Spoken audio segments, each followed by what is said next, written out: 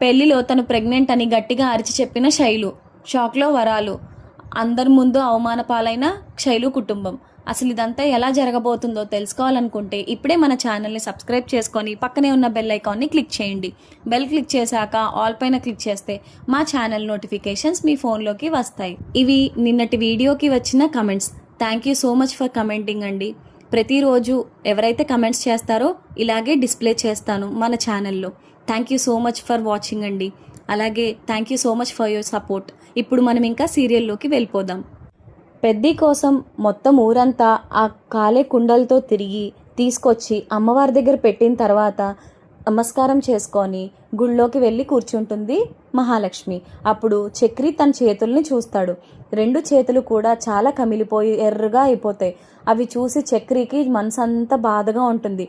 నేను చెప్పాను కదండి అంటూ తిడుతూనే మహాలక్ష్మి చేతుల్ని చాపి తను తెచ్చిన ఐస్ క్యూబ్స్ ఒక క్లాత్లో వేసి మహాలక్ష్మికి అలా చేతుల మీద అద్దుతూ అంటాడు, ఎన్నిసార్లు చెప్పానండి మీకు, జాగ్రత్తగా ఉండండి, మీరేం వెళ్ళాల్సిన అవసరం లేదు అని చెప్పి. నా మాట వినిపించుకోరే, నా మాటే కాదు ఎవరి మాట వద్దు మీకు, చూడండి ఎంతలా కమిలిపోయాయో అని చెప్పేసి చక్రి కళ్ళల్లో నీళ్ళు చూసిన మహాలక్ష్మి చాలా ఆనందంగా ఉంటుంది. ఎందుకంటే తన్ని అంత కేరింగ్గా ఇప్పటికొచ్చి ఎవరు చూసుకోలేదు కాబట్టి. చక్రి మాత్రం తనలో ఉన్న ప్రేమని ఆ కళ్ళల్లోంచి వచ్చే నీళ్ళతో అలా చెప్తూ ఉంటాడు. అసలు ఎందుకండి పాపం అంటూ చాలా బాధపడుతూ ఉంటాడు చక్రి. మరోవైపు సురేష్ తన ప్లాన్ని ఎగ్జిక్యూట్ చేస్తూ ఉంటాడు. రే, అసలు ఏమీ తెలియకూడదు, సైలెంట్గా కానిచ్చేయాలి అంటే ఏంటో అనుకునేరు. శైలు పెళ్ళికి సురేష్ చేసిన సన్నాహాలు అన్నీ ఇన్ని కాదు, ఎన్నో నాటకాలు ఆడాడు. తను పెళ్లి చేయాలని చెప్పేసి తనకు తెలిసిన వాళ్ళనే తీసుకొచ్చాడు పెళ్ళికి. అయితే అతను రెడీ అయిపోయి ఆల్రెడీ గుడిలో ఉంటాడు. అయితే శైలు వాళ్ళ అమ్మ నాన్నతో సురేష్ అంటాడు, అమ్మ నాన్న చెప్తున్నాను కదా, దానికి ఎలాగైనా సరే సైలెంట్గా పెళ్లి చేసేయాలి, అస్సలు వదలకూడదు, మీరు రెడీ అయ్యి ఏదో రకంగా దాన్ని గుడికి తీసుకురండి, ఆ తర్వాత తంతు మనం జరిపిద్దాము అని చెప్పేసి అంటాడు సురేష్. ఒరే, నువ్వు చెప్పిందంతా బాగానే ఉంది, ఏమైనా తేడా జరగాలి, దీంతో మనం పడలేంరా బాబు అంటుంది వరాలు.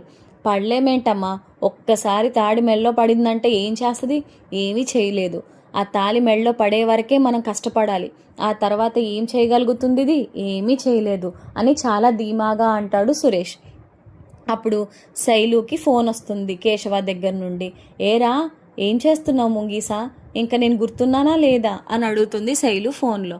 అయితే కేశవ ఏమో, ఏం లేదు బుస్సు, ఇక్కడ జరిగింది ఒక తంతు జరిగింది, పాపం మా చక్రి భార్య ఉంది కదా, తను కాలు చేతులు కాలిపోయాయి పాపం అంటే. అవునా, అయ్యో ఏమైంది అంటే జరిగిందంతా చెప్తాడు కేశవ మహాలక్ష్మి గురించి. అయితే శైలుకి చెప్పిన తర్వాత ఇద్దరు కూడా కబుర్లు చెప్పుకుంటూ మాట్లాడుకుంటూ ఉంటారు. ఇలా జరిగింది బుస్సు అంటూ చెప్తాడు. రే, చాలా మిస్ అవుతున్నాను రా నిన్ను, వచ్చాక చెప్పు, నేను చూడ్డానికి వస్తాను షాప్ దగ్గరికి అని అంటుంది శైలు. నేను కూడా బుస్సు నిన్ను చాలా మిస్ అవుతున్నాను, ఖచ్చితంగా నేను వచ్చిన వెంటనే నిన్ను కలుస్తాను అని చెప్పేసి ఇద్దరూ మాట్లాడుకుంటారు. ఈలోపు ఫోన్ పెట్టేసిన తర్వాత వరాలు డోర్ కొడుతుంది.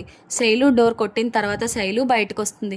ఏంటమ్మా ఇంతలా రెడీ అయ్యావు, దేనికి అని అడుగుతుంది శైలు. ఏం లేదమ్మా, గుడికి వెళ్ళాలి, చాలా రోజులైంది కదా గుడికి వెళ్ళి, అందుకని గుడికి వెళ్ళి దండం పెట్టుకుని వద్దామని, అమ్మవారి పూజలు జరుగుతున్నాయి కదా, అందుకని నాకు కూడా వెళ్ళాలనిపించింది, కుటుంబం అంతా తీసుకుని వస్తానని చెప్పాను, అందుకని నువ్వు కూడా రెడీ అయితే వెళ్దాము అని చెప్పేసి అంటుంది. సరే అమ్మా, నేను స్నానం చేసి డ్రెస్ వేసుకొని వచ్చేస్తాను, ఈలోపు మీరు కూడా ఏం కావాలో అవన్నీ ఏర్పాటు చేయండి అంటుంది శైలు. డ్రెస్ ఎందుకు, గుడికి వెళ్ళినప్పుడు అందంగా పట్టు చీర కట్టుకోవాలి, అయినా నీకు ఒక చీర కూడా తెచ్చానులే నీకు అని చెప్పేసి పట్టు చీరుస్తుంది. అయితే శైలు పాపం వాళ్ళ అమ్మ నిజంగానే తన మీద ప్రేమతో చీర కొని చక్కగా గుడికి తీసుకెళ్తుంది అనుకుని, వావ్ చీర చాలా బాగుందమ్మా, సరే నేను వెళ్ళి కట్టుకుని వస్తాను, ఏ నాన్న ఇదంతా కరెక్టేనా అని అడుగుతుంది. అయ్యో దాందేముందమ్మా, గుడికి వెళ్తున్నాం అంతే, పూజ జరిపించుకొని మళ్ళీ ఇంటికి వచ్చేయడమే అని చెప్పేసి అంటాడు శైలు వాళ్ళ నాన్న. సరే నాన్న, ఇప్పుడే వెళ్ళి రెడీ అయ్యి వస్తాను అని చెప్పేసి శైలు లోపలికి వెళ్ళి రెడీ అవుతుంది. ఈలోపు సురేష్ వస్తాడు. వచ్చిన తర్వాత రెడీ అయింది అది నేను అన్నీ చేస్తాను అక్కడ ఏర్పాట్లు, మీరు తొందరగా రండి, నేను కూడా ముందు వెళ్ళిపోతాను, తర్వాత మీరు రండి, నన్ను చూస్తే ముందే వీడేంటి ఇంత నీట్గా ఉన్నాడు అని అనుకుంటుంది, నేను వెళ్ళిపోతాను, ఆ తర్వాత మీరు రండి అని చెప్పేసి అంటాడు. అయితే సరేరా నువ్వు వెళ్ళు, నేను తీసుకొస్తానులే దాన్ని అని చెప్పేసి అంటుంది వరాలు. అయితే గుడికి వెళ్ళిన తర్వాత అక్కడ జరగాల్సిన కార్యక్రమం అంతా కూడా దగ్గరుండి చూసుకుంటాడు సురేష్. ఈలోపు పెళ్లి కొడుకు వస్తాడు. రేయ్ బాగానే తయారయ్యావు, అంతా బాగానే ఉంది, తెలుసు కదా మా చెల్లి గురించి, నువ్వు సైలెంట్గా తాళి కట్టేయడమే అని చెప్పేసి అంటాడు సురేష్.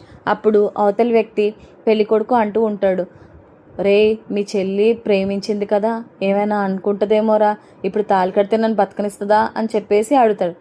ఏం పర్వాలేదు, అది నేను ఉంటున్నాను కదా, నేను చూసుకుంటాను, అది నేనేం చేయదులే అని చెప్పేసి అంటాడు సురేష్. మరోవైపు శైలు రెడీ అయ్యి బయటకు వస్తుంది. వాళ్ళ అమ్మ నాన్న ఇద్దరు తన్ని చూసుకుంటారు.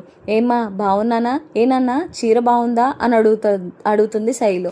అప్పుడు చీరకేంటమ్మా, నువ్వు కూడా మహాలక్ష్మిలా ఉన్నావు, పద ఇంకా మనం గుడికి వెళ్ళి పూజ చేయించుకొని రావాలి, టైం పడుతుందేమో అని చెప్పేసి గుడికి తీసుకువస్తారు. గుడికి వచ్చిన తర్వాత కేశవ గురించి గుర్తొస్తుంది శైలుకి. కేశవ పోన్లేరా, నువ్వు వచ్చిన తర్వాత మన ఇద్దరం కూడా ఇలాగే వద్దాం అనుకుంటుంది శైలు లోపల. అయితే మొత్తం గుడి చుట్టూ ప్రదక్షిణాలు చేసిన తర్వాత దండం పెట్టుకుని శైలు ఒక దగ్గర కూర్చుంటుంది. అలాగే వాళ్ళ అమ్మ నాన్న కూడా కూర్చుని సురేష్ కోసం చూస్తారు. అయితే సురేష్ అక్కడి నుండి వస్తాడు. పెళ్లి కార్యక్రమం అంతా చేసేసి వాళ్ళ అమ్మ నాన్న దగ్గరికి వస్తాడు సురేష్. వాళ్ళ అమ్మ నాన్న దగ్గరికి వచ్చాక వాళ్ళ అమ్మ చెవులో అంటాడు సురేష్, అంతా జరిపించాను, పంతులు పిలుస్తానని చెప్పారు, మీరు మాత్రం దాన్ని ఇటు వెళ్ళనివ్వకండి అని చెప్పేసి అంటాడు సురేష్. సరేరా కొంచెం తొందరగా కానివ్వు, నాకు భయం వేస్తుంది, ఏం పెద్ద పెంట పెడుతుందా అని చెప్పేసి అని అంటుంది వరాలు. అయితే పంతుల దగ్గరికి వెళ్ళి అన్నీ బాగానే ఉన్నాయా అండి, అన్నీ వచ్చాయా లేదా అని చెప్పేసి అడిగితే అంతా బాగానే ఉంది, వధూవరులు వస్తే సరిపోతుందయ్యా, ఇంకా తంతు కార్యక్రమం స్టార్ట్ చేయాల్సిందే అని చెప్పేసి అంటాడు పంతులు. ఆ తర్వాత శైలుకి చాలా ఆలోచనలు వస్తాయి. అసలు వీళ్ళు నాతో ఇంత ప్రేమగా ఎలా మాట్లాడుతున్నారు, నిన్నటి వరకు చితక్కొట్టే మా అమ్మ అమ్మ అమ్మ అంటూ ప్రేమగా మాట్లాడుతుంది, ఏదో జరుగుతుంది అని అనుకుంటూ ఉంటుంది. ఏ నాన్న ఏం చేస్తున్నారు, ఎందుకు నాతో ఇంత ప్రేమగా మాట్లాడుతున్నారు, ఏమైనా జరుగుతుందా ఇక్కడ అని అడుగుతుంది శైలు. అయితే వాళ్ళ నాన్న ఏం లేదమ్మా అంటూ ఉంటాడు, కానీ ఆయన ముఖం మాత్రం టెన్షన్గా ఉంటుంది. అప్పుడు వరాలు అనుకుంటుంది, దేవుడా ప్లీజ్ తండ్రి, ఎలాగైనా సరే పెళ్ళి కొప్పుకొని శుభ్రంగా మెల్లో తాళి కట్టించుకునేదాకా ఉంటే చాలు, ఆ తర్వాత జరగాల్సిందే జరుగుతుంది, ఎలాగైనా సరే దీని పెళ్ళి అయిపోతే అదే సంతోషం మాకు అని చెప్పేసి అనుకుంటూ ఉంటుంది వరాలు దేవుడికి దండం పెట్టుకుంటూ. అయితే అక్కడి నుండి సురేష్ వాళ్ళ అమ్మ నాన్నని అలాగే శైలుని తీసుకువెళ్తాడు. అక్కడ పెళ్లి కార్యక్రమంకి కావాల్సిన సామాన్లన్నీ ఉండేసరికి శైలు, ఓహో నీకు పెళ్ళా అని అడుగుతుంది పెళ్లి కొడుకుని. భలే రెడీ అయ్యావులే నువ్వు, పోన్లే బాగానే ఉన్నావు పెళ్లి కొడుకులాగా అని చెప్పేసి అంటుంది పెళ్లి కొడుకుని శైలు. అప్పుడు వరాలు, ఒరే ఇదేంట్రా ఇలా అంటుంది, ఏం చేస్తుందంటో నాకు చాలా భయం పట్టుకుందిరా బాబు దీని గురించి అని అంటుంది. అప్పుడు సురేష్, నేను చూసుకుంటానమ్మా, నువ్వేం భయపడకు అని చెప్పేసి అంటాడు. అయితే సురేష్ శైలుని, నువ్వు ఇటు రావే అని అంటాడు. ఎందుకు అని అడుగుతుంది శైలు. ఇలా రా అని చెప్పేసి అంటాడు. శైలు సురేష్ దగ్గరికి వెళ్తుంది. శైలుని పక్కకి తీసుకువెళ్ళి నిజం చెప్దామని సురేష్ అనుకుంటాడు. అయితే ఆ తర్వాత మరోవైపు మహాలక్ష్మి చేతులు అలా చల్లగా ఉండేసరికి, అబ్బా ఇప్పుడు బాగానే ఉందండి, ఆ చల్లటి ఐస్ క్యూబ్స్ కాపడం పెట్టారు కదా, ఏం పర్వాలేదు, అంతా బాగుంది అని చెప్పేసి అంటుంది మహాలక్ష్మి. మరోవైపు గాయత్రికి కూడా వాళ్ళ ఆయన ఆ చేతుల్ని ఊదుతూ తనకు కూడా అలా చల్లటి నీళ్లు చేతి మీద అలా అద్దుతూ ఉంటాడు. అప్పుడు చక్రి మహాలక్ష్మిని అడుగుతాడు, ఇప్పుడు పర్వాలేదా అండి, అంతా బాగానే ఉందా అని అడుగుతాడు. అప్పుడు మహాలక్ష్మి, కడుపు కూడా చాలా తృప్తిగా ఉందండి అని అంటుంది. అప్పుడు చక్రి ఏంటండి అంటే, ఏం లేదు అంతా బాగానే ఉంది చక్రి అని చెప్పేసి అంటుంది మహాలక్ష్మి. ఇందాకటి దాకా అవన్నీ మోసేసరికి చేతులు కాలుతున్నట్టు అనిపించిందండి, ఇప్పుడు ఐస్ క్యూబ్స్ పెట్టారు కదా బాగానే ఉంది, థ్యాంక్ యూ అని చెప్పేసి అంటుంది చక్రితో. అప్పుడు చక్రి, థ్యాంక్ యూ అంటారేంటండి, ఆ మాత్రం చేయకపోతే ఎలాగా, చూడండి ఆ చేతులంతా ఎలా ఎర్రగా అయిపోయాయో అని అంటాడు. ఆ తర్వాత పెద్ది అంటాడు, సమయానికి చక్రి చక్కగా బాగానే తీసుకొచ్చాడు ఐస్ క్యూబ్స్, లేదంటే పాపం ఇంకెంత నల్లగా అయిపోయి కమిలిపోయి కాలిపోయావో అమ్మ మహాలక్ష్మి అని అంటాడు. అప్పుడు కన్నా అంటాడు, కాలు మండాయా వదినా నీకు? అప్పుడు అన్నయ్య నీళ్ళు వేసాడు చూసావా అనగానే, అవును కాళ్ళు చాలా మంటే, అంటే ఎండ కూడా బాగుంది కదా, రోడ్డు కాలేసరికి కాళ్ళు కూడా మండిపోయాయి. ఎప్పుడైతే చక్రి నీళ్ళు పోసారో అప్పుడు నేను అలా నడిచేసరికి కాళ్ళు చాలా చల్లగా అనిపించాయి. దానికి కూడా థ్యాంక్ యూ చక్రి అని చెప్పేసి అంటుంది మహాలక్ష్మి. అప్పుడు పంతులు వచ్చి, ఏంటమ్మా మీ అందరు ఇలా కూర్చున్నారు, వెళ్ళండి, వెళ్ళి పొంగల్ నైవేద్యం చేసి అమ్మకి సమర్పిస్తే ఇంకా మొత్తానికి ఏ ప్రాబ్లం ఉండదు, అంతా మంచి జరుగుతుంది అని అంటాడు. అయితే అప్పుడే ఏంటి అని చెప్పేసి మహాలక్ష్మి అంటే, ఏంటమ్మా కూర్చున్నారు, పొంగలి చేసి అమ్మకి నైవేద్యం పెడితే ఇంక అక్కడితో ఈ పూజ తతంగం పూర్తవుతుంది, మీరు అనుకున్నవన్నీ నెరవేరుతాయి, అలాగే దోషాలన్నీ పోతాయి, కాబట్టి రండమ్మ రండి, వచ్చి పొంగల్ వండండి అని చెప్పేసి అంటారు. అయితే ఇప్పుడు పొంగలి చెయ్యాలా, వామ్మో అని చెప్పేసి అంటుంది మహాలక్ష్మి. అప్పుడు చక్రి, అస్సలు వద్దండి, ఇప్పటిదాకా వేడి మీద మీ చేతులన్నీ కమిలిపోయాయి, ఇప్పుడు మళ్ళీ వెళ్ళి అదే వేడిలో ఆ పుల్లల పొయ్యి మీద అలా పొంగల్ తిప్పారంటే చేతికి వేడి తాకుతుంది, ఆ నొప్పి ఇంకా ఎక్కువ అవుతుంది, కాబట్టి ఏమీ అవసరం లేదు అని అంటాడు చక్రి. అయ్యో అలా ఏం లేదండి, చేస్తాను, పొంగల్ చేసిన తర్వాత అమ్మకి నైవేద్యం పెడితే అంతా పూర్తవుతుంది అంటారు కదా, ఇంత చేశాము, ఆ పొంగల్ ఒకటి చేయలేమా, ఏం పర్వాలేదులే చేస్తాను అని చెప్పేసి అంటుంది మహాలక్ష్మి. కాకపోతే నాకు పొంగలి వండడం రాదండి అని చెప్పేసి అనగానే అందరూ నవ్వుకుంటారు. అప్పుడు పెద్ది అంటాడు, ఏం పర్వాలేదమ్మా మహాలక్ష్మి, పొంగలి చేయడం పెద్ద కష్టమేమీ కాదు, ఈజీయే, నేను చెప్తాను కదా చేసేద్దుగానిలే, పక్కన మేము ఉంటాం కదా, మేము కూడా సహాయం చేస్తాము అని అనగానే, ఓకే పెద్ది, అలా అయితే ఓకే, నేను చక్కగా చేసేస్తాను అని ఆనందంగా ఉంటుంది మహాలక్ష్మి. అయితే మహాలక్ష్మి మనీషా హెల్ప్ అడుగుతుంది, అంటే తినడం గురించా అని అనుకుంటుంది మనీషా. అయితే మహాలక్ష్మి తినడం కాదు పొంగలి వండాలి అని చెప్పేసి సైకిల్ చేస్తుంది. అంటే బనానా నెయ్యి ఆత అని చెప్పేసి అంటది మనీషా, అంటే నాకు చేయడం రాదు అని. అయితే అప్పుడు పెద్ది వైపు మహాలక్ష్మి చూసి, ఎలా చేయాలి పెద్ది అని అడిగితే పెద్ది మొత్తం అంతా వివరిస్తాడు.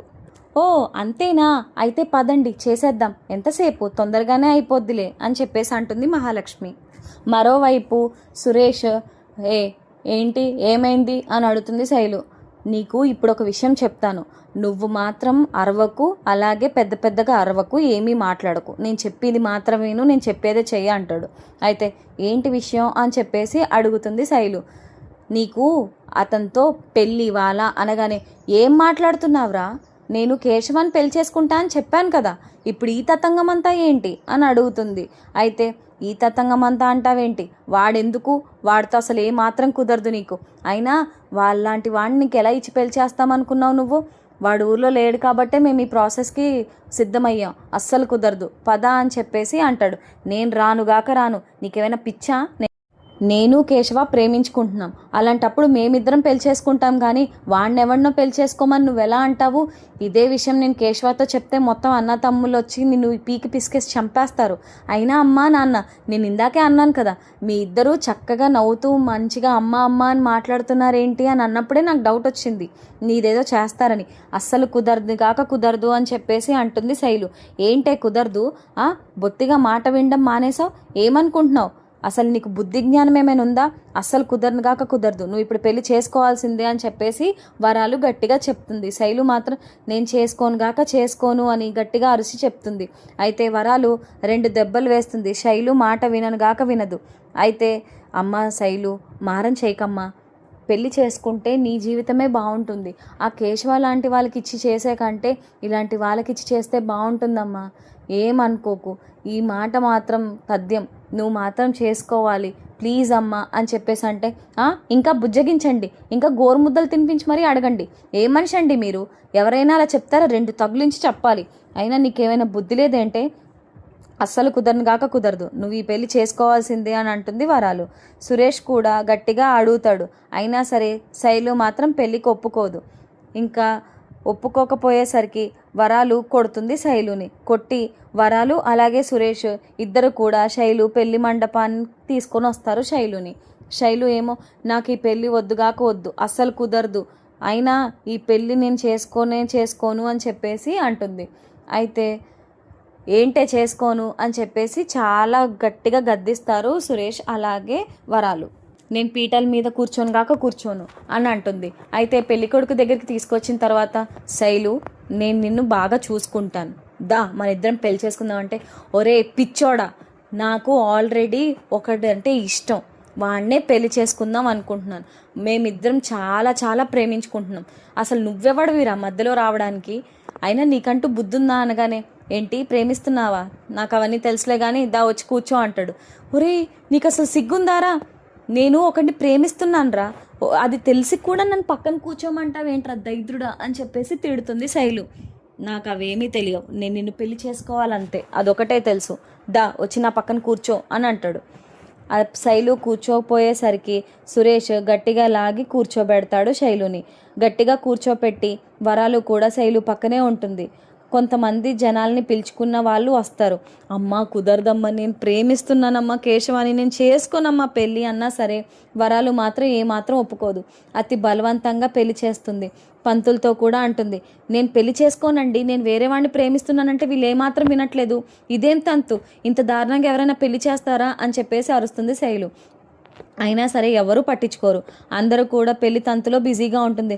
అక్కడున్న వాళ్ళందరినీ కూడా బ్రతిమాలుకుంటుంది, నేను వాడిని పెళ్లి చేసుకోవాలి, నేను వీడిని కాదు చేసుకోవాల్సింది, నేను వాడిని ప్రేమిస్తున్నాను, వాడితోనే పెళ్ళి, నా పెళ్ళి అని చెప్పేసి లెగిసిపోబోతుంటే వరాలు గట్టిగా పట్టుకుని ఇద్దరికి కూడా వరమాలలు వేస్తుంది.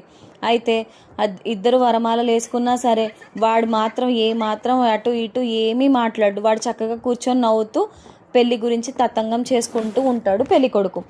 అది చూసిన శైలుకి ఒళ్ళు మండిపోతూ ఉంటుంది. వీడెక్కడ వాడురా బాబు, నేను వేరే వాడిని ప్రేమిస్తున్నానని చెప్పినా సరే సిగ్గు లేకుండా నవ్వుతూ నాతో పెళ్ళికి రెడీ అయ్యాడు అని చెప్పేసి అనుకుంటుంది. ఒరే ఎదవా, నేను నిన్ను ప్రేమించట్లేదురా, నేను కేశవ అనేవాడిని ప్రేమిస్తున్నాను, వాడితోనే పెళ్ళి, వాడితోనే పిల్లలు, ఏదైనా వాడితోనే. నువ్వేం మనిషివిరా, అన్నీ తెలిసినా సరే పెళ్లి చేసుకుంటానంటావంటే, నాకు నువ్వంటే ఇష్టం, నేను నిన్నే పెళ్లి చేసుకుంటానని చెప్పేసి నవ్వుతాడు అతను. అయినా సరే వీడికి అసలు బుద్ధి లేదా, చెప్తే నవ్వుతాడేంటి, పిచ్చేమైనా పట్టిందా వీడికి అని అనుకుంటుంది శైలు. అయితే ఇంకా వరమాలలు, గణేశుడి పూజ అలాగే అంతా అయిపోయిన తర్వాత పసుపు కొమ్ము తాళి చేతికిస్తాడు పెళ్ళికొడుక్కి. పెళ్ళికొడుకు కట్టుతున్నంతసేపు కూడా, కట్టడానికి దగ్గరకు వస్తున్నంతసేపు కూడా, రే నువ్వంటే నాకు ఇష్టం లేదురా, నాకు కేశవ ఇష్టం రా, వాడేరా పెళ్ళికొడుకు, వాడేరా నా మొగుడు అన్నా సరే వాడు నవ్వుతూనే తాళి కట్టబోతాడు. ఈలోపు ఏం చేయాలో అర్థం కాక వెంటనే శైలు, నేను ప్రెగ్నెంట్ని రా అని గట్టిగా అరుస్తుంది. అది విన్న వరాలు, పెళ్ళి కొడుకు, సురేష్, శైలు తండ్రి అలాగే అక్కడున్న జనాలు పంతులతో సహా ఆశ్చర్యపోతాడు. అవును నేను ప్రెగ్నెంట్ని, ఇప్పుడు నాకు 2వ నెల అని వెంటనే లెగిసిపోతుంది. ఆ తాళి కట్టేవాడు తాళి కట్టకుండా వరమాల అక్కడ పడేసి అక్కడి నుండి వెళ్ళిపోతాడు. శైలు వాళ్ళ అమ్మేమో తలకాయి నోరు కొట్టుకుంటూ బాధపడుతూ ఉంటుంది. ఒకవైపు సురేష్ కూడా షాక్లో ఉంటాడు. శైలు ఏమో అందరితో మీరు ఇక్కడ నుండి వెళ్ళిపోండి, నేను ప్రెగ్నెంట్ని, 2వ నెల ప్రెగ్నెంట్ని అని చెప్పేసి చెప్తుంది. ఏదో రకంగా అక్కడ జరిగే పెళ్ళి ఆగిపోతుంది. ఆగిపోయేసరికి శైలు చాలా సంతోషంగా ఉంటుంది. అమ్మయ్య అనుకుంటుంది మనసులో. పెళ్ళి ఆగిపోయిన తర్వాత శైలు వాళ్ళ అమ్మ నాన్న కూడా చాలా బాధపడతారు. ఏం మాట్లాడుతున్నావే నువ్వు, ఏం మాట్లాడుతున్నావు, సిగ్గుందా నీకు, నువ్వు ప్రెగ్నెంట్ అని అలా చెప్పేస్తే ఎలాగే, ఎవడు చేసుకుంటాడే నిన్ను పెళ్ళి, ఇంత జరిగేదాకా ఏం చేస్తున్నావురా, అసలు ఏం జరుగుతుంది ఇక్కడ అని చెప్పేసి చాలా బాధపడతారు. అయితే వరాలు ఏమో, ఇది నాకు కడుపున చెడబుట్టింది, నా ప్రాణం తీసేయడానికే పుట్టింది ఇది అని చెప్పేసి ఏడుస్తూ ఉంటుంది గుడిలో. అది జరిగిన తర్వాత చాలా బాధలో ఉంటారు వాళ్ళంతా. కానీ శైలు మాత్రం అమ్మయ్య పెళ్ళైతే ఏదో రకంగా ఆపేశానని సంతోషంగా ఉంటుంది. సురేష్ మాత్రం చాలా కోపంతో రగిలిపోతూ ఉంటాడు. మరోవైపు పెద్ద కుటుంబం అంతా ఒకవైపు అంతా నించొని అమ్మవారికి దండం పెట్టుకుంటారు. పొంగలి అంతా వండేసి నైవేద్యాలు పెడతారు. అయితే ఒక ఆవిడలోకి అమ్మవారు ప్రవేశిస్తుంది. ప్రవేశించి ఒరే అంటూ ఊగుతూ ఉంటుంది ఆవిడ.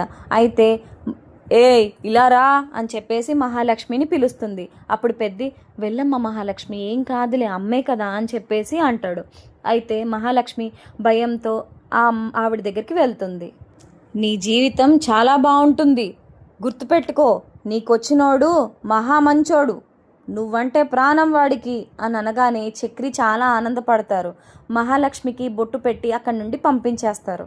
అలాగే ఆవిడ నాట్యం చేస్తూ పెద్ది వైపు చూసి నువ్వు ఇలా రారా అని చెప్పేసి గట్టిగా అరుస్తుంది. పెద్ది భయంతోనే దగ్గరికి వెళ్తాడు. నువ్వు చాలా మంచోడివి, నీకు తొందరలోనే పెళ్ళి అవ్వబోతుంది, నువ్వు ఏమీ బాధపడాల్సిన అవసరం లేదు అని చెప్పేసి పెద్ది మీద అక్షింతలు వేస్తుంది. పెద్ది మీద అక్షింతలు పడిన తర్వాత మనీషా మీద కూడా కొన్ని అక్షింతలు పడతాయి. ఆ తర్వాత అందరూ కూడా చాలా సంతోషిస్తారు ఆ మాటలకి. సాక్షాత్తు అమ్మవారే ఆ మాటలు చెప్పిందని అందరూ కూడా ఆనందపడతారు. అయితే ఈ కోవెల గురించి నీకు అసలు ఏమాత్రం తెలీదా, నా గురించి నీకు తెలీదా అని అరుస్తుంది. అయితే లేదమ్మా, ఇది వరకటి నీ గురించి అసలు ఏమీ తెలీదు, ఇప్పుడే తెలిసింది కాబట్టి రాగలిగాము, అంతా నీ దయ తల్లి అని అంటాడు పెద్ది. అంతా నా దయేనా, నీ కష్టం కూడా ఉండే ఉంటుంది కదా, ఏం పర్వాలేదు అని అంటుంది ఆవిడ. అయితే ఇంకా ఈసారి నుంచి అయినా సరే ప్రతిసారి మీరు వచ్చి నాకు ఇలాగే పూజలు అన్నీ సమర్పించాలి, అంతా బాగుంటుందిరా, మీ కుటుంబానికి అన్నీ మంచి రోజులే, నీకు పెళ్ళి త్వరలో అవుతుంది, నువ్వు ఏమీ బాధపడాల్సిన అవసరమే లేదు, మంచి అమ్మాయే నీకు వస్తుందిరా, వెళ్ళిపో ఇక్కడి నుండి అని చెప్పేసి గట్టిగా అరుస్తుంది ఆవిడ. అయితే పెద్ది అలాగే వెళ్ళిపోతాడు. అందరూ కూడా చాలా సంతోషిస్తారు ఆ మాటలకి. అమ్మ కొంతమంది అందరికీ కూడా అలాగే చెప్పిన తర్వాత అక్కడి నుండి అమ్మ వదిలేస్తుంది, ఆవిడ కింద పడిపోతుంది. ఆ తర్వాత స్వామివారు వచ్చి అందరికీ ప్రసాదాలు పంచిపెడతారు. అక్కడితో పూజ తంతంతా ముగుస్తుంది. ఆ తర్వాత అక్కడ అంతా కూడా మహాలక్ష్మి పైనుంచి కింద వరకు అబ్జర్వ్ చేస్తూ ఉంటుంది ఇంటిని. అయితే చక్రి అక్కడికి వచ్చి ఏంటండి ఇక్కడేం చేస్తున్నారు అని అడిగితే, ఏం లేదండి, బ్యాగ్స్ అన్నీ అక్కడ కారులో పెడుతున్నారు, నన్ను ఏమీ చెయ్యొద్దన్నారు, అందుకే సరదాగా ఇల్లు చూడడానికి లోపలికి అలా వచ్చానండి అంటుంది చక్రితో మహాలక్ష్మి. అప్పుడు చక్రి, సారీ అండి, మా వల్ల పాపం మీ చేతులు కాల్చుకోవాల్సి వచ్చింది అంటే, ఏం పర్వాలేదు, అంతా బాగా అనిపించింది నాకు అంటుంది మహాలక్ష్మి. అప్పుడు చక్రి ఏమో, అయినా మిమ్మల్ని ఎందుకు వెళ్ళిపోమన్నారు, ఏమైంది అంటే, బ్యాగ్స్ పెట్టేసిన తర్వాత వంటకి కట్ చేస్తారంట, నన్ను స్లీప్ అని చెయ్యొద్దని చెప్పారు అందుకని అంటే, ఆహా మరి అన్నయ్యకి ఎవరు సహాయం చేస్తున్నారు అంటే, ఇంకెవరు, మనీషా ఉంది కదా తనే సహాయం చేస్తుంది అని చెప్పేసి అంటుంది మహాలక్ష్మి. అవునా, పోన్లే సరే అండి, ఏది మీ చేతులు చూపించండి అనగానే మహాలక్ష్మి 2 చేతులు చాపుతుంది. అయితే చక్రి ఆ చేతుల్లో ఎర్రెర్రగా ఉండేసరికి, అయ్యో పాపం కమిలిపోయాయండి చేతులు, ఎప్పటికి తగ్గుతుందో ఏంటో, మీరు మాత్రం ఏ పని చేయడానికి వీలు లేదు అని చెప్పేసి అంటాడు. అప్పుడు మహాలక్ష్మి చక్రి వైపు నవ్వుతూ చూస్తుంది. అయితే మహాలక్ష్మి, అవునండి మీకు ఒకటి చెప్పడం మర్చిపోయాను, నిజంగా నిన్న మీరు చేసిన దానికి చాలా చాలా థ్యాంక్స్ అండి, నిజంగా మీరే గనక అలా తడిగుడ్డ కాపడం పెట్టకపోతే నా పని అయిపోయేది, ఇదంతా మాడిపోయేది, చేతులంతా పనిచేసేవి కాదు కొన్ని రోజులు, మీ వల్లే నాకు చాలా ప్రశాంతంగా అనిపించింది, చాలా థ్యాంక్స్ చక్రి అని చెప్పేసి అంటుంది మహాలక్ష్మి. అప్పుడు చక్రి, థ్యాంక్స్ ఏముందండి, ఆ మాత్రం జాగ్రత్తగా చూసుకోపోతే ఎలాగా అని చెప్పేసి అంటాడు. చాలా థ్యాంక్స్ చక్రి, సరే మరి వెళ్దామా అని చెప్పేసి అక్కడి నుండి వెళ్ళిపోతారు. మరోవైపు ఇది చేసిన పనికి నేను చచ్చిపోతున్నాను అంటూ వరాలు చాలా బాధపడుతుంది. అయితే శైలు నేను ఎలాగైనా బాగానే తప్పించుకున్నానని ఆలోచిస్తూ ఉంటుంది. అలాగే సురేష్ ఏమో విపరీతంగా కోపంతో ఊగిపోతూ ఉంటాడు. మరి ఇదంతా కేశవాకి తెలియనుందా, కేశవాని వీళ్ళంతా తప్పు పట్టనున్నారా, అసలు ఇదంతా ఎలా జరగబోతుంది, ముందు ముందు ఎపిసోడ్స్లో ఏం జరగబోతుందో మన ఛానల్లో తెలుసుకోవాలనుకుంటే ఇప్పుడే సబ్స్క్రైబ్ చేసుకొని పక్కనే ఉన్న బెల్ ఐకాన్ని క్లిక్ చేయండి. బెల్ క్లిక్ చేశాక ఆల్ పైన క్లిక్ చేస్తే మా ఛానల్ నోటిఫికేషన్స్ మీకు వస్తాయి. Thank you so much for watching.